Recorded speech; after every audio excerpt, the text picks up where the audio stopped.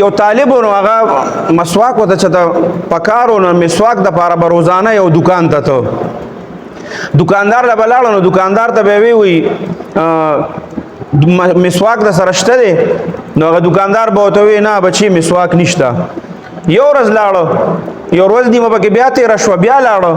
وی کاکا مسواک شته دی هغه ورته وی نه بچي مسواک نشته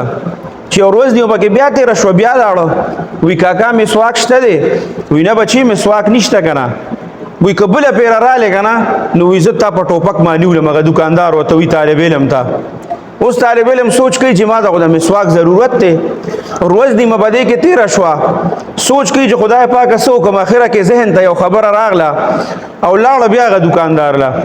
هغه دکاندار له چې څنګه لاړه نو هغه دکاندار ته وی کاکا ټوپک شته هغه ورته نه بچې ټوپک نشته وی ښځه بیا مسواک شته وی نه ښه وي ته بیا راغلې نو هغه تپوس وکړو چې ټوپک خو سره نشته نو بیا د مسواک تپوس وکړو نو کله ناکله دا طالبان چې کوم دي نو دیم داسې خبرو کوي او خبرې ته سوچ وکړي چې یاره دا